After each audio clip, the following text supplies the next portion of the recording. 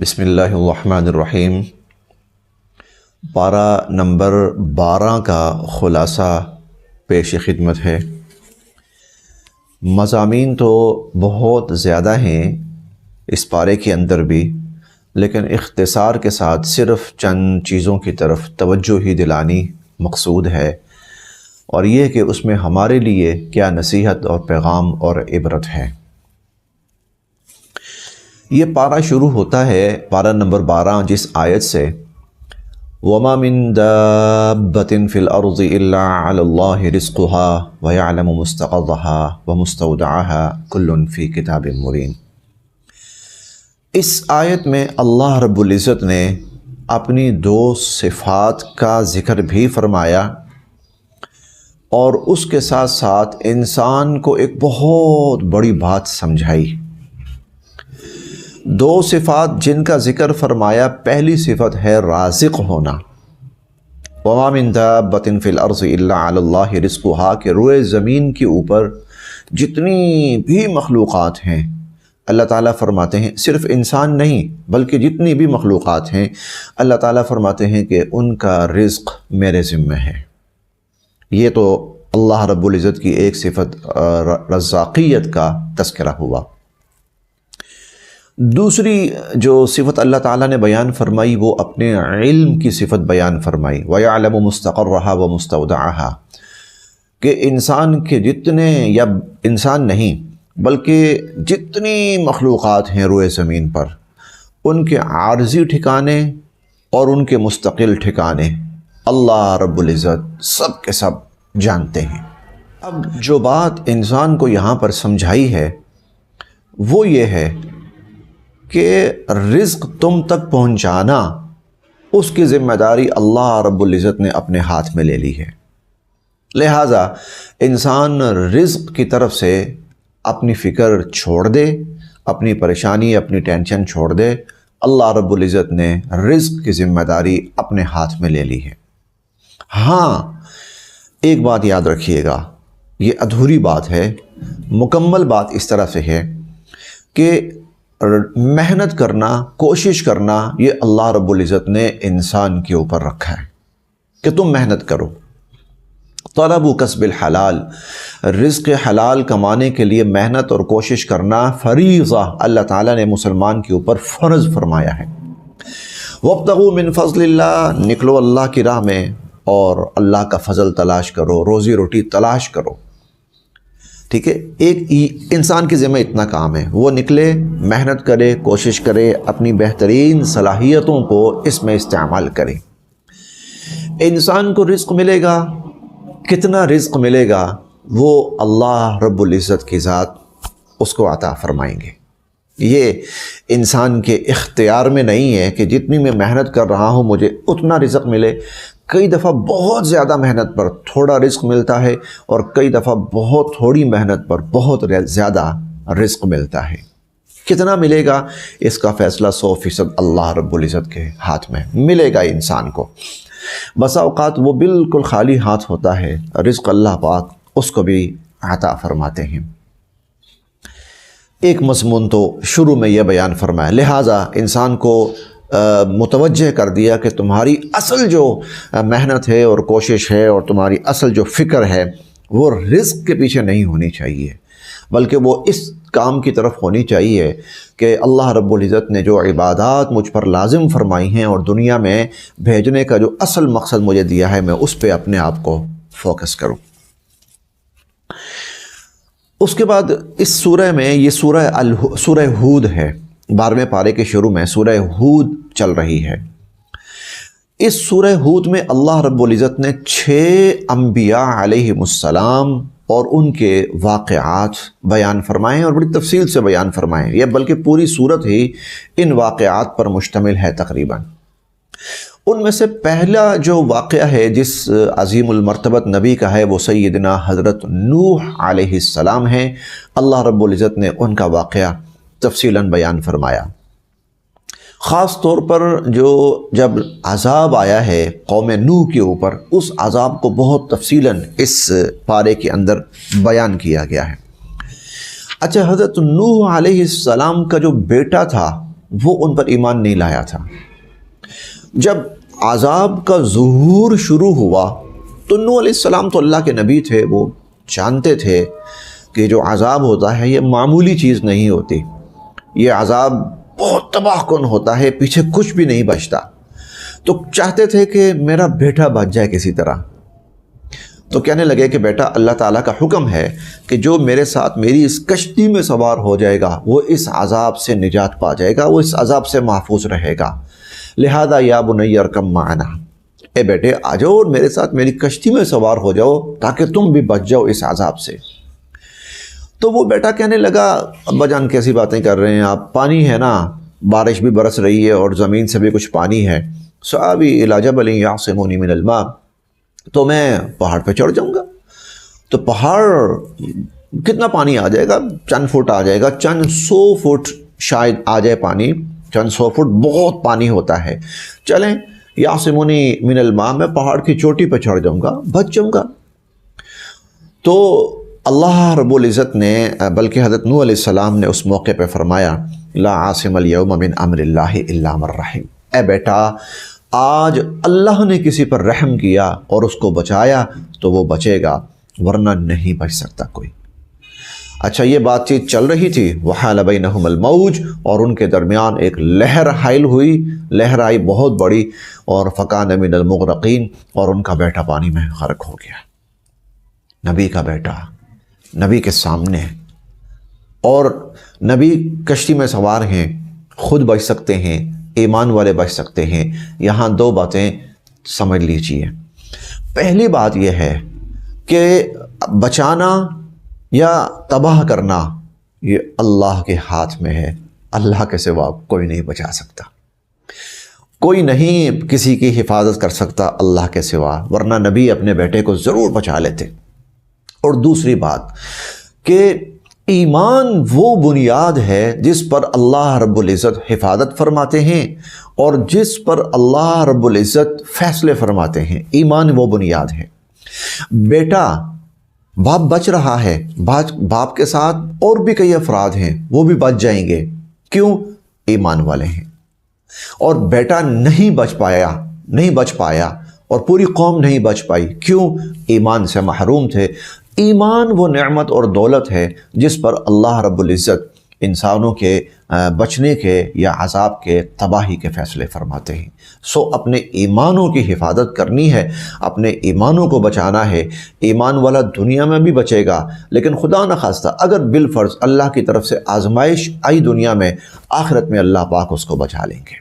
یہ جو قرآن پاک کے جو ہے نا سمجھنے کی چیزیں، جو سبق ہیں، جو پیغام ہیں، وہ یہ ہیں۔ ہم آگے چلتے ہیں۔ اس پارے کے اندر حضرت صالح علیہ السلام کا تذکرہ آتا ہے۔ حضرت صالح علیہ السلام کو اللہ تعالیٰ نے اپنی قوم کی طرف نبی بنا کے بھیجا، تو حضرت صالح علیہ السلام نے اپنی قوم کو دعوت دی، ایمان لاؤ، اللہ کے ذات پر ایمان لاؤ۔ انہوں نے کہا جی آپ نبی ہیں تو ثبوت کیا ہے، کیا ثبوت چاہتے ہو؟ انہوں نے ایک ثبوت مانگا، اور وہ یہ تھا کہ یہ سامنے ٹیلا ہے، اس میں سے اونٹنی پیدا ہو، ہمارے سامنے اونٹنی پیدا ہو، اور اس اونٹنی سے اسی وقت بچہ پیدا ہو، اونٹنی ہو اور وہ امید سے ہو اور اس سے اسی وقت بچہ پیدا ہو۔ اب ان کے خیال میں تھا یہ ہو ہی نہیں سکتا، ظاہر ہے، بظاہر تو ناممکن ہے، اونٹنی سے بچہ، ٹیلے سے اونٹنی کیسے پیدا ہو سکتی ہے اور اسی وقت بچہ دے دے؟ تو پیدا ہونا ہی ممکن نہیں ہے۔ تو صالح علیہ السلام نے دعا کی، اللہ رب العزت نے ان کی دعا کو قبول فرمایا، اور ان کی قوم پر اتمام حجت کے لیے اللہ رب العزت نے اس ٹیلے سے اونٹنی پیدا فرمائی، اور اس اونٹنی سے اسی وقت بچہ بھی پیدا ہوا۔ وہ اونٹنی بڑی قوی ہیکل تھی، اور وہ اونٹنی بہت خوفناک، دہشت زدہ کرنے والی تھی۔ اب اس کا حال یہ تھا کہ وہ اگر کھیتوں میں جاتی تھی تو کھیت کھا جاتی تھی، سارے کھیت ختم کر دیتی تھی، اور اگر پینے کو جاتی تھی پانی کی جگہ پر تو سارا پانی وہ پی جاتی تھی۔ قوم پریشان ہو گئی۔ معجزہ بھی خود مانگا ہے کہ یہ معجزہ ہمیں ملے، اور معجزہ مل گیا ہے۔ اب خود مانگا ہے، اونٹنی آ گئی ہے، اور اب اونٹنی پریشان کر رہی ہے، مصیبت کا باعث بن رہی ہے۔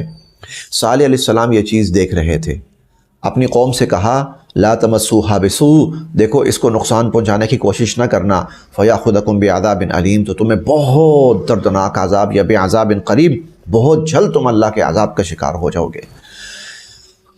قوم کچھ دن تو دیکھتی رہی، آخر انہوں نے سوچا کہ اس طرح معاملہ حل نہیں ہونے والا، تو بلکہ اس سے پہلے یہ ہوا کہ اللہ رب العزت کے حکم سے حضرت صالح علیہ السلام نے قوم سے کہا دیکھو بھائی، یہ اونٹنی بڑی قوی ہیکل ہے، بہت کھانے والی ہے، بہت پینے والی ہے، تمہاری بھی ضرورتیں ہیں، لہٰذا لہا شرب ولکم شرب یوم معلوم، پانی کی جو تقسیم ہے نا اس کو ہم بانٹ لیتے ہیں، ایک دن یہ آئے گی پانی پیا کرے گی، سارا پانی ختم ہو جائے گا، دوسرے دن تم آیا کرنا اور تم اپنا پانی نکال لیا کرنا، اس طرح یہ بھی پیتی رہے گی، تم بھی پیتے رہو گے، اور یہ بھی محفوظ رہے گی اور یہ محفوظ رہے گی تو تم بھی محفوظ رہو گے۔ قوم سے برداشت نہ ہوا، بالآخر انہوں نے اس اونٹنی کو قتل کرنے کی کوشش کی، ختم کرنے کی کوشش کی، اور کچھ لوگوں کو اس پر آمادہ کیا، لوگ تیار ہوئے اور فعقروہا، انہوں نے اس اونٹنی کو قتل کر دیا، اللہ کی نشانی کو نقصان پہنچایا، اللہ کی نشانی کو ختم کر دیا۔ یہ اللہ کی جو نشانی یہ بڑی قیمتی ہوتی ہے، اس کی حفاظت کرنی چاہیے، اس کا احترام کرنا چاہیے۔ اللہ کی نشانی اور اللہ کے جو شاعر ہوتے ہیں ان کو نقصان نہیں پہنچانا چاہیے، ان کا مذاق نہیں اڑانا چاہیے۔ اس قوم نے اللہ کی نشانی، اللہ کے شاعر کا مذاق اڑایا اور بالآخر اس کو ختم کر دیا۔ فقال تمتعوا فی دارکم ثلاثۃ ایام، حضرت صالح علیہ السلام کہنے لگے کہ بس اب تمہارے پاس 3 دن کی مہلت ہے، 3 دن تک تم نے جو کھانا پینا ہے کھا پی لو، اس کے بعد عذاب آئے گا اور تم اس عذاب کے اندر تباہ کر دیے جاؤ گے۔ بالآخر یہی ہوا۔ فلما جاء امرنا نجینا صالحا، عذاب آیا، اللہ تعالیٰ فرماتے ہیں ہم نے حضرت صالح علیہ السلام کو اس عذاب سے بچا لیا۔ والذین آمنوا معه برحمت منا، اور جو ایمان والے تھے ان کو بھی ہم نے اپنی رحمت سے بچا لیا۔ ومن خزي یومئذ، اور اس دن کی رسوائی سے۔ واخذ الذین ظلموا الصیحہ، اور جو ظالم تھے ان کو ایک چنگھاڑ نے آ پکڑا اور اس چنگھاڑ نے ان کو تباہ کر دیا۔ یہ حضرت صالح علیہ السلام اور ان کی قوم کا واقعہ ہے۔ 5واں جو مضمون ہے اس 12ویں پارے میں، وہ سیدنا حضرت ابراہیم علیہ السلام کے حوالے سے ہے۔ حضرت ابراہیم علیہ السلام بڑی عمر کو پہنچ چکے تھے، بڑھاپے کو پہنچ چکے تھے، لیکن ابھی تک اللہ رب العزت نے ان کو اولاد سے سرفراز نہیں فرمایا تھا۔ نہ صرف یہ کہ خود بڑھاپے کو پہنچ چکے تھے، بلکہ ان کی جو اہلیہ تھیں وہ طبی طور پر ایسی بیماری میں مبتلا تھی کہ اولاد کا ہونا ممکن نہیں تھا۔ لیکن حضرت ابراہیم علیہ السلام اللہ سے دعا مانگتے رہے، رب هب لی من الصالحین، رب هب لی من الصالحین، اے اللہ نیک اور صالح اولاد کی دعا کرتا ہوں۔ اب یہاں یہ بات بھی سمجھنے کی ہے کہ جب دعا کی جائے نا تو صرف اولاد کی دعا نہ کی جائے، بلکہ نیک اور صالح اولاد کی دعا کی جائے۔ حضرت زکریا علیہ السلام نے دعا کی تھی، قرآن کریم میں پیچھے بھی 3 پارے میں بھی آیا ہے، 16ویں پارے میں بھی آئے گا کہ حب لی ذریۃ طیبہ، اے اللہ مجھے نیک صالح اولاد عطا فرما، پاکیزہ اولاد عطا فرما۔ جب بھی اولاد کی دعا مانگے تو نیک اور صالح اولاد کی دعا مانگے۔ قرآن کریم یہ جو چھوٹی چھوٹی باتیں ہمیں سمجھاتا ہے، اس میں بہت بڑی حکمت اور نصیحت۔ تو ایک دن ایسا ہوا کہ ان کے ہاں فرشتے آئے انسانی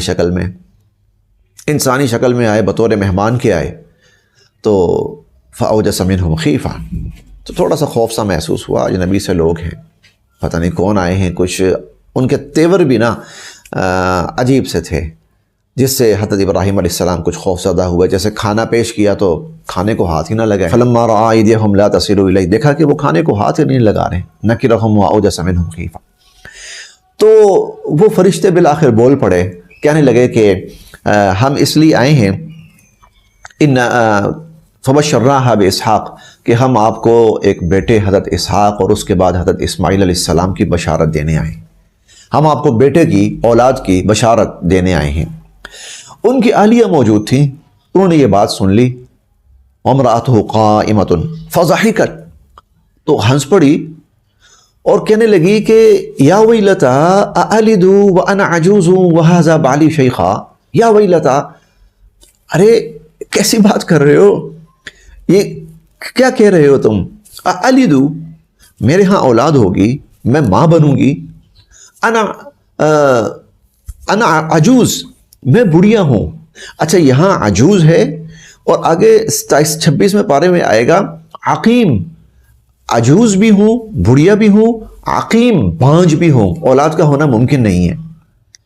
تو تم مجھے کہہ رہے ہو االدو، کہ میرے ہاں اولاد، کیسے ہوگی اولاد؟ وہذا بالی شیخا، میاں جی کو دیکھ لو تو بوڑھے ہو گئے بالکل، تو بڑھاپا پوری طرح چھا چکا ہے اور طاری ہو چکا ہے، تو اولاد کا ہونا کیسے ممکن ہے؟ فرشتے کہنے لگے اتعجبین من امر اللہ، پتہ ہے یہ حکم کس کی طرف سے آیا ہے؟ ہم تو فرشتے ہیں، ہم تو اللہ کا حکم پہنچانے آئے ہیں۔ یہ فیصلہ کس نے کیا ہے؟ آپ کے ہاں اولاد ہوگی، فیصلہ اللہ نے کیا ہے۔ تو کیا اللہ کے فیصلے پہ آپ کو تعجب ہو رہا ہے؟ اللہ کی قدرت پہ آپ کو حیرانگی ہو رہی ہے کہ رحمت اللہ وبرکاتہ علیکم اہل البیت، اللہ کی رحمتیں اور برکتیں تم گھر والوں پر کتنی ہوئی ہیں، کیسی کیسی ہوئی ہیں؟ اللہ رب العزت نے ابراہیم علیہ السلام کو بچایا نہیں تھا، اور اس کے بعد اور جو مواقع ہے اللہ کی رحمتیں دیکھی نہیں ہیں؟ چنانچہ اللہ رب العزت نے حضرت ابراہیم علیہ السلام کو بیٹا عطا فرمایا، اسماعیل علیہ السلام، پھر بیٹا عطا فرمایا اسحاق علیہ السلام، پھر بیٹا عطا فرمایا مدین، پھر ان سے اللہ رب العزت نے ایسی انبیاء کے سلسلے جاری فرمائے اور اولادیں جاری فرمائیں، انبیاء ہی انبیاء ان کی اولادوں میں تشریف لائے۔ وہ تفصیل بھی انشاءاللہ پھر کسی موقع پر آئیں۔ اب یہاں پر سمجھنے کی بات یہ ہے کہ ظاہری اسباب نہ ہونے کے برابر ہیں، بلکہ ہیں ہی نہیں ہیں۔ اس کے باوجود اللہ رب العزت نے نہ صرف دعا قبول فرمائی بلکہ ان کو اولاد سے بھی نوازا۔ مجھے اور آپ کو دو باتیں سمجھائیں، کبھی اللہ سے دعا ختم نہیں کرنی، مانگو اللہ سے، ظاہری اسباب جیسے بھی ہوں، ظاہری اسباب جیسے بھی ہوں، دعا مانگو اللہ سے، مانگتے رہو، ایک بات۔ اور دوسری بات یہ ہے کہ اللہ کی قدرت جو ہے وہ ایسی عجیب ہے کہ دنیا کے اسباب ختم بھی ہو جائیں، اللہ کی قدرت ختم نہیں ہوتی۔ اللہ کی قدرت ایسی ہے کہ ناممکن کو اللہ پاک ممکن کر کے دکھاتے ہیں۔ قرآن کریم ہمیں یہی چیزیں سمجھاتا ہے اور یہی اللہ کی قدرتیں ہمارے سامنے ظاہر کرتا ہے۔ آگے چلتے ہیں، یہاں سے یہ فرشتے چلے ہیں اور حضرت لوط علیہ السلام کے علاقے کی طرف گئے ہیں۔ حضرت لوط علیہ السلام جو تھے، ان کو جس قوم کی طرف بھیجا گیا تھا، اردن کا علاقہ تھا، یہاں حضرت لوط علیہ السلام کو بھیجا گیا تھا۔ یہاں پر جو لوگ تھے وہ ایک بہت ہی بری حرکت کے اندر مبتلا تھے، اور وہ بری حرکت جس کو ہم جنس پرستی کہا جاتا ہے اس میں مبتلا تھے حضرت لوط علیہ السلام کی قوم۔ حضرت لوط علیہ السلام ان کو بہت سمجھاتے تھے، اتاتون الفاحشہ، کہ تم کیا بے حیائی کر رہے ہو، ما سبقکم بہا من احد من العالمین، تم سے پہلے دنیا میں کسی نے ایسی حرکت کا ارتکاب کیا ہی نہیں ہے، فاتقوا اللہ، اللہ سے ڈرو۔ اب یہ فرشتے آئے ہیں، اور فرشتے بظاہر نوجوانوں کی شکل میں آئے ہیں، خوبصورت اور نوجوان۔ قوم کو پتہ چل گیا، قوم بڑی خوش ہوئی، بھاگے آئے۔ وجاءہ قومہ یہرعون الیہ، قوم کے لوگ بھاگے ہوئے حضرت لوط علیہ السلام کے گھر کی طرف آئے، نوجوان لڑکے آئے ہیں۔ مردوں سے وہ اپنی صحبت پوری کرنے کے عادی تھے، تو جسے حضرت لوط علیہ السلام کی قوم کا عمل بھی کہا جاتا ہے۔ وہ حضرت لوط علیہ السلام کے پاس بھاگے ہوئے آئے۔ لوط علیہ السلام پریشان ہو گئے، میرے مہمان ہیں۔ کہنے لگے کہ یا قومی ہؤلاء بناتی ہن اطہر لکم فاتقوا اللہ ولا تخزونی فی ضیفی، دیکھو قوم کی بچیاں ہیں نا، تم نکاح کیوں نہیں کرتے؟ نکاح کر کے جائز طریقے سے اپنی خواہش پوری کرو۔ فاتقوا اللہ، اللہ سے ڈرو اور مجھے مہمانوں کے سامنے شرمندہ نہ کرو۔ الیس منکم رجل رشید، تم میں کوئی بھی ایسا کوئی سمجھ بوجھ والا، فہم و فراست والا بندہ نہیں ہے کہ مہمانوں کی عزت کی جاتی ہے، مہمانوں کو ذلیل نہیں کیا جاتا۔ تو آگے سے وہ کہنے لگے کہ وَإِنَّكَ لَتَعْلَمُ مَا نُرِيدُ، لوط علیہ السلام آپ جانتے ہیں ہماری ڈیمانڈ کیا ہے اور ہماری خواہش کیا ہے۔ خیر، اللہ رب العزت کی طرف سے اسی وقت ان پر عذاب کا فیصلہ ہوا۔ اور اللہ تعالیٰ کی طرف سے یہ واحد قوم ہے جس کے اوپر 1 نہیں 2 نہیں 3 نہیں 4 نہیں 5 عذاب آئے. 5 عذاب اس قوم کے اوپر آئے ہیں اس برے عمل کی وجہ سے. اس قدر یہ عمل اللہ کے ہاں ناپسندیدہ ترین ہے کہ 1 نہیں 2 نہیں 3 نہیں 4 نہیں 5 عذاب ان کے اوپر آئے.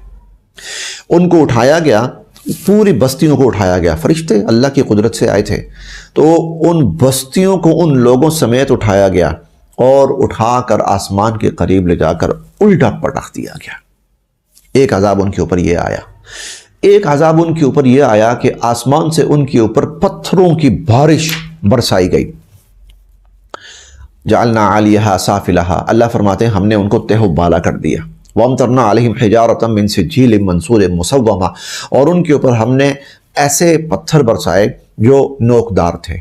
آپ اس کو گولی کی شیپ کہہ سکتے ہیں، آپ اس کو میزائل کی شیپ کہہ سکتے ہیں، جو نوکدار تھے. اور نہ صرف نوکدار تھے بلکہ مسومہ کا آج کی اصطلاح میں آسان ترین مفہوم اس کا یہ ہے، وہ گائیڈڈ سٹونز تھے. یعنی ان کو اپنے ٹارگٹ کی طرف گائیڈ کر کے چھوڑا گیا تھا. ارسلہ کا لفظ بھی قرآن کریم میں آتا ہے. ارسلہ چھوڑا گیا ان کو قوم لوط کی طرف. چنانچہ وہ پتھر آئے اللہ کی طرف سے، جس بندے کے لیے متعین تھے وہ پتھر ان کے اوپر برسے اور وہ سب کے سب مارے گئے.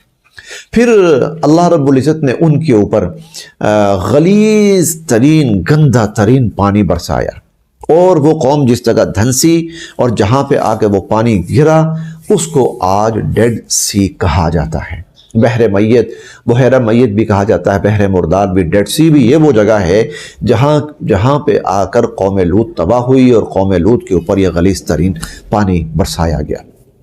تو اللہ تعالیٰ نے قوم لوط اور ان کا برا عمل اور اس برے عمل کا برا انجام بھی بیان کیا. ہمیں سمجھایا خدا را قیامت تک کے لیے کوئی شخص ایسے برے عمل میں مبتلا نہ ہو، اللہ اس سے بہت ناراض ہوتے ہیں. آگے چلتے ہیں. اس 12ویں پارے میں سورہ شروع ہوتی ہے سورہ یوسف. اللہ تعالیٰ اس سورت کے بارے میں فرماتے ہیں کہ احسن القصص، کہ ہم نے یہ بہترین قصہ اور واقعہ آپ پر نازل فرمایا ہے. اور یہ آیت ہے نحن نقص علیک احسن القصص بما اوحینا الیک ھذا القرآن. ہم نے جو یہ قرآن اتارا ہے آپ پر، اس میں سے ہم ایک بہترین واقعہ آپ کے اوپر بیان کرتے ہیں. حضرت یوسف علیہ السلام کا قصہ ہم سنتے رہتے ہیں، اور اس قصے کے اندر بڑی حکمت ہے، عبرت ہے، نصیحت ہے، اور بڑا سبق ہے، بڑا پیغام ہے میرے لیے اور آپ کے لیے. میں 1-2 باتیں صرف اس حوالے سے عرض کرتا ہوں. حضرت یوسف علیہ السلام، حضرت یوسف علیہ السلام کو جس خاتون کے گھر میں تھے، وہ خاتون کچھ بدنیت ہوئی ان کے اوپر، اور اس خاتون نے ایک طویل عرصہ یوسف علیہ السلام کے ساتھ اس طرح گزارا کہ ان کو اپنی طرف مائل کرنے کی کوشش کرتی رہی. دل کے اندر ایک نیت پال لی تھی، ایک ہوس پال لی تھی اس خاتون نے. ایک وقت ایسا آیا کہ اس خاتون کو لگا کہ آج میں یوسف علیہ السلام کو مجبور کر کے اپنی بات منوا سکتی ہوں. ان پہ ایک لفظ ہمارے ہاں بولا جاتا ہے ڈورے ڈال کر، یا ان کا راستہ بند کر کے. چنانچہ وہ یوسف علیہ السلام کو لے گئی اندر، اور اس طرح کے مختلف دروازے تھے وہ بند کرتی گئی. آپ یوں سمجھ لیجئے جیسے ایک مین گیٹ ہوتا ہے، اس کے بعد آدمی اندر آتا ہے تو پھر ایک اور دروازہ، ایک فار ایگزامپل کہ جیسے کوئی صحن ہے، اس صحن کا گیٹ ہے. صحن کے بعد پھر آپ کہہ سکتے ہیں کہ آگے کمرے ہیں تو کمرے کا گیٹ ہے. اس کے بعد آپ کہہ سکتے ہیں کہ کمرہ ہے، بڑا ہے تو اس کے اندر چھوٹا کمرہ ہے تو اس کا الگ گیٹ ہے. بس یوں سمجھ لیجیے. اب ظاہر ہے وہ ملکہ تھی اور اس کا بہت بڑا عالیشان محل تھا، تو ایک حفاظتی حصار، دوسرا حفاظتی حصار، تیسرا حفاظتی حصار، چوتھا حفاظتی حصار. تو وہ دروازے بند کرتی آئی اور اپنی وہ خوابگاہ کہہ لیجئے، ڈرائنگ روم کہہ لیجئے، اس کے ڈریسنگ روم کہہ لیجئے، بیڈ روم، اس کے اندر وہ حضرت یوسف علیہ السلام کو لے آئی. لا کر اپنے آپ کو یوسف علیہ السلام کے سامنے پیش کیا، مجبور کرنے لگی کہ میرے ساتھ آج اس برائی کو کر گزرو جس کی میں ہوس اور خواہش اور تمنا رکھتی ہوں۔ حضرت یوسف علیہ السلام نے جب اس برائی کو دیکھا اور اس گناہ کو دیکھا اور بظاہر لگا کہ میں بہت بڑی مشکل میں ہوں، آج میرے لیے بچنا مشکل ہے، تو قال معاذ اللہ، سب سے پہلے اللہ سے مدد مانگی۔ اللہ، میں اس گناہ سے بچنا چاہتا ہوں، میں اس پریشانی سے بچنا چاہتا ہوں، میں اس مصیبت سے بچنا چاہتا ہوں۔ اب یہ اللہ سے مدد مانگتے ہوئے اور اس عورت کو سمجھاتے ہوئے کہ شاید یہ سمجھ جائے، اور جب دیکھا نہیں سمجھ رہی تو اپنے آپ کو بچانے کے لیے یوسف علیہ السلام بھاگے۔ لیکن بھائی بھاگنا کہاں ہے آپ نے؟ دروازے تو بند ہیں، اور انتظام ایسا کیا گیا کہ لاک باہر سے لگا ہے، ایسا نہیں کہ آپ اندر سے دروازہ کھولتے جائیں گے اور بند کرتے جائیں گے۔ دروازے تو بند ہیں، کہاں بھاگیں گے آپ؟ نہیں، یہی تو بات سمجھنے کی ہے۔ یوسف علیہ السلام سمجھے کہ میں یہ جو عورت کہہ رہی ہے وہ اللہ کی نافرمانی ہے، اللہ ناراض ہوں گے، میں اس کام میں اگر مبتلا ہو گیا تو میرے لیے تباہی ہی تباہی ہے، میں نے اللہ کی نافرمانی نہیں کرنی، میں نے اللہ کو ناراض نہیں کرنا۔ اس نیت کے ساتھ، اس سوچ کے ساتھ حضرت یوسف علیہ السلام دروازے کی طرف بھاگے۔ یہی کر سکتے تھے نا، یہی کر سکتے تھے کہ میں بھاگوں۔ اور جب بندہ اپنی سی کوشش کرتا ہے، اللہ مایوس نہیں کرتے۔ سمجھنے کی بات یہ ہے، بندہ برائی سے بچنے کی اپنی سی کوشش کرتا ہے، اللہ مایوس نہیں کرتے۔ اللہ رب العزت نے حضرت یوسف علیہ السلام کو مایوس نہیں کیا۔ دروازہ خود بخود کھلا، ایک کھلا، دوسرا کھلا۔ یہ قرآن کریم کے الفاظ ہیں، وَاسْتَبَقَ الْبَابُ، پیچھے تھا وَغَلَّقَتِ الْأَبْوَابُ، کہ وہ جو عورت تھی نا وہ سارے دروازے بند کرتی آئی، بند کر کے لا کے اپنے پاس لے آئی۔ اب اس نے بند کیے تھے، اب اللہ پاک کھول رہے ہیں۔ وَاسْتَبَقَ الْبَابُ، وہ بھاگے بھاگے بھاگے بھاگے بھاگے، دروازے کھلتے گئے۔ آخری دروازے پہ جب پہنچے تو سیدہ الفیا سیدہ لدى الباب، وہ جو خاتون ہے اس کا خاوند آگے۔ کیفیت یہ ہے کہ یوسف علیہ السلام بھاگتے ہوئے آ رہے ہیں اور اس کی بیوی پیچھے پیچھے بھاگتی ہوئی آ رہی، کیفیت یہ ہے۔ یکدم جب اس عورت نے اپنے خاوند کو سامنے دیکھا، خاوند بھی ہے اور پھر اور بھی ہیں، اور خاوند کون ہے؟ عزیز مصر ہے، مصر کا بادشاہ ہے۔ اب عورت اپنی چال پہ آئی، یکدم اس نے کہا دیکھیں دیکھیں دیکھیں، یہ میری عزت لوٹنے پہ تلا ہوا تھا، تو آپ آ گئے، بچ گئی میں۔ ما جزاء من اراد باهلك سوءا الا ان يسجن او عذاب علیم، کہ جو آپ کے گھر والوں کے ساتھ ایسی سوچ رکھے اور ایسی برائی کا ارادہ رکھے، ان يسجن، اس کو تو جیل میں ہونا چاہیے، اس کو تو سخت سزا ملنی چاہیے۔ یوسف علیہ السلام بڑے پریشان ہوئے۔ بظاہر انہوں نے کہا ہی راودتنی عن نفسی، کہ جناب میں نہیں، یہ خاتون یہ سب کچھ کر رہی ہیں، میں نہیں، انہوں نے مجھے بہکانے کی اور پھسلانے کی کوشش کی۔ لیکن ظاہر ہے کہ وہ ملکہ ہے اور یوسف علیہ السلام کی ظاہر ہے ابھی وہ حیثیت تو نہیں ہے۔ اب کیا ہوا؟ دیکھیں نا، اللہ کے لیے بچایا نا۔ اب اللہ نے پھر مدد فرمائی۔ مدد کیا فرمائی؟ ایک بچہ، چھوٹا بچہ جو بول نہیں سکتا، اللہ رب العزت نے اس بچے کو قوت گویائی دی، اور اس بچے نے بولنا شروع کیا۔ وہ کہنے لگا ان کان قمیصہ قد من قبل فصدقت وهو من الکاذبین۔ جب زلیخا بھاگ رہی تھی نا یوسف علیہ السلام کے پیچھے، قمیض کھینچی یوسف علیہ السلام کی، پکڑنے کی کوشش کی تو پیچھے سے قمیض پھٹ گئی تھی۔ وہ بچہ کہنے لگا یوسف علیہ السلام کی قمیض دیکھو، آگے سے پھٹی ہوئی ہے، آگے سے پھٹی ہوئی تو یوسف قصوروار ہے، اور اس کی جو بادشاہ کی اہلیہ ہے وہ بے قصور ہے۔ وَإِنْ كَانَ قَمِيصُهُ قُدَّ مِن دُبُرٍ، اور اگر یوسف علیہ السلام کی قمیض پیچھے سے پھٹی ہوئی ہے، اور اگر یوسف علیہ السلام کی قمیض پیچھے سے پھٹی ہوئی ہے، فَكَذَبَتْ، تو پھر سارا قصور اس عورت کا ہے، وَهُوَ مِنَ الصَّادِقِينَ، یوسف بے قصور ہے۔ فَلَمَّا رَأَىٰ قَمِيصَهُ قُدَّ مِن دُبُرٍ، قمیض دیکھی تو پیچھے سے پھٹی ہوئی، یوں دودھ کا دودھ پانی کا پانی ہو گیا۔ اللہ رب العزت نے اپنے نیک بندے کی یوں مدد فرمائی، یوں اس کو سرخرو فرمایا، یوں اس کو بچایا۔ اب یہاں سبب کیا ہے؟ پیغام کیا؟ وہی، جب بندہ اللہ کی رضا کے لیے اللہ کی نافرمانی سے بچتا ہے، گناہ سے بچتا ہے، اللہ دروازے کھولتے ہیں، اللہ راستے کھولتے ہیں، اللہ بند دروازے بھی کھولتے ہیں، اللہ بند زبانوں سے، وہ بچہ بول نہیں سکتا تھا، بند زبانوں سے اپنے بندوں کی برات اور ان کی پاکیزگی کا اعلان فرماتے ہیں۔ مضامین اور بھی ہیں، بس آج اسی پر اتفاق کیا جاتا ہے۔ اللہ پاک ہم سب کے لیے عمل کی راہیں آسان فرمائے۔